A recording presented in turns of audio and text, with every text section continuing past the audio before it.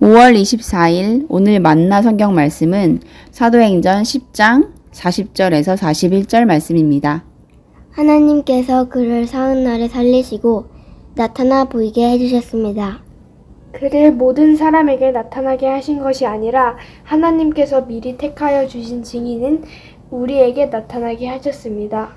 그가 죽은 사람들 가운데서 살아나신 뒤에 우리는 그와 함께 먹기도 하고 마시기도 하였습니다. 아멘. 오늘 만나로 만나주시는 하나님을 기대합니다. 베드로와 고넬료의 만남과 성령의 임재 그리고 이어진 세례는 그리스도 예수의 하나님 나라 복음이 유대라는 공간적, 민족적 한계를 넘는 경계 확장을 성취하는 아주 결정적 장면입니다. 필립과 에디오피아의 내관에 이어 메시아 예수 공동체의 가장 대표적인 인물인 베드로, 그리고 하나님 경외자이자 로마인이었던 고넬료는 복음과 교회의 역사에 새로운 장을 시작하는 첫 이름들이 됩니다. 그리고 그 장은 이후 바울과 바나바, 수많은 외국인들의 이름으로 수놓아져 오늘 우리에게까지 이르지요. 우리가 읽은 말씀은 세례를 주기 전 베드로가 고넬료와 그 가정에 전한 설교 중 일부이며 메시아 예수 운동의 핵심 사건인 부활을 증언하는 대목입니다. 베드로는 말합니다. 하나님께서 그를 사흘날에 살리시어 사람들에게 나타나 보여주셨습니다. 이는 오늘의 우리가 신앙 고백을 통해 확인하고 있는 익숙한 내용이지요. 흥미롭게도 베드로는 부활에 대해 몇 가지 사실을 더 첨언하는데, 이는 저를 포함해 적지 않은 그리스도인들이 부활을 떠올릴 때 의문을 가졌던 바와 관련한 언급이기도 합니다. 하나님께서 그를 모든 사람에게 나타나게 하신 것은 아닙니다. 토요일 밤의 생방, 영문 이니셜을 따라 줄여 부르는 명칭 SNL로 더 널리 불리는 쇼가 있습니다. 토요일 저녁마다 생방송으로 그날의 호스트가 되는 유명인을 중심으로 다양한 블랙 코미디 꽁트를 송출하는 미국의 MBC 방송국 간판 예능입니다. 그 포맷이 정식으로 넘어와서 SNL 코리아가 되어 우리나라에서도 많은 이들이 즐겨보고 있지요. 10년도 더 전 배우 크리스토퍼 왈츠가 호스트였던 한 에피소드에서 예수의 부활을 장고 언체인드라는 유명한 복수 영화의 패러디로 비틀어 꽁트를 만들어 방영한 바 있습니다.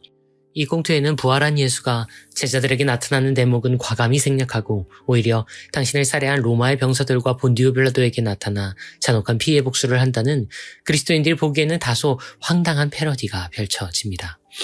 그저 한순간 웃자고 만든 블랙 코미디 꽁트를 너무 진지하게 볼 필요는 없겠지만, 저는 이러한 설정으로 패러디가 가능했던 배경은 예수의 부활 사건에 대해 많은 이들이 비슷한 의문을 가지고 있었던 것에 대한 방증이라는 생각이 들었습니다.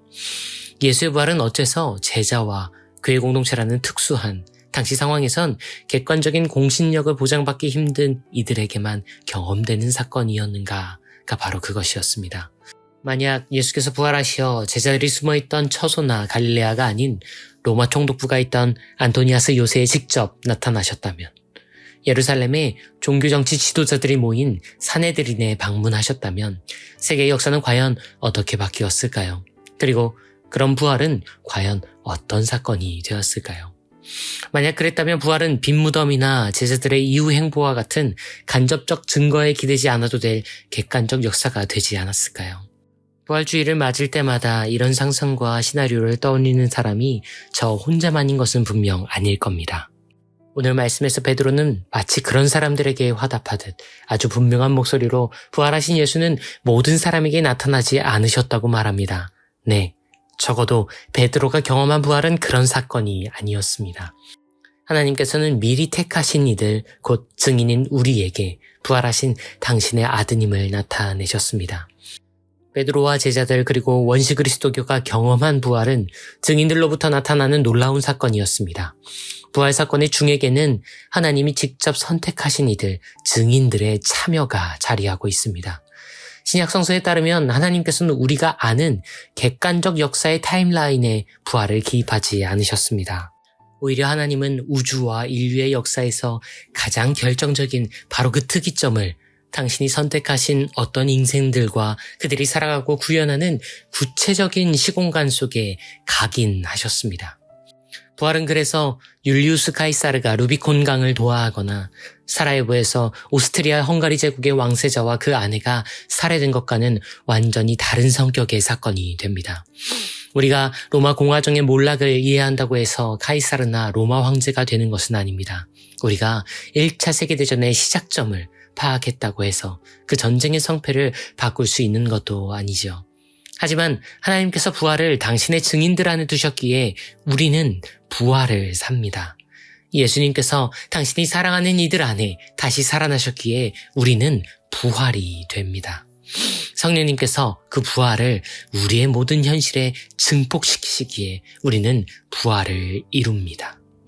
부활은 그래서 이를 먼 자리에서 보는 이들에게는 지금으로부터 2000여 년 전에 일어났다고 주장되는 믿기지도 않고 확실하지도 않은 어떤 사실의 다름 아닙니다. 그러나 하나님의 선택을 감지하고 삶을 기꺼이 그 사랑과 용서의 선택에 열어두는 이들에게 부활은 지금 여기에서 일어나고 있는 가장 생생한 역사이며 참여하는 이들의 구체적인 매일을 통해 궁극적으로 모든 존재가 함께 시인하고 함께 경험하게 될 가장 분명한 오늘과 내일입니다. 이런 부활의 시간과 공간을 살아내는 이들에게 예수의 부활은 한때 일어났던 역사적 사실을 아득히 넘어선 나의 존재를 규정하는 실존적 진실이 됩니다. 그 진실을 사는 이들을 베드로는 부활의 증인이라 부릅니다. 부활의 증인은 어떤 교리적 사실을 타인에게 전하는 존재이기 이전에 오늘 이곳에서 다시 살아나시는 예수와 함께 먹고 마시는 존재입니다. 그분이 죽은 이들 중에 살아나신 후 우리는 그분과 함께 먹고 마십니다. 하나님이 당신의 신비로 선택하신 여러분, 오늘도 그분은 우리 안에 다시 살아나십니다. 그러니 적어도 여러분은 부활을 과거 어느 시점에 일어났던 아득히 먼 사실로 여기지 않기를, 적어도 우리는 부활을 미래 어느 시점에 확인하게 될 멀고 먼 훗날의 사실로 여기지 않기를, 우리가 참여하고 있는 그 생명으로 인해 그분과 함께 먹고 그분과 함께 마심을 자각하는 이들에게는 오늘이 바로 부활입니다. 그리고 오늘을 부활로 사는 이들이 바로 그 증인이죠.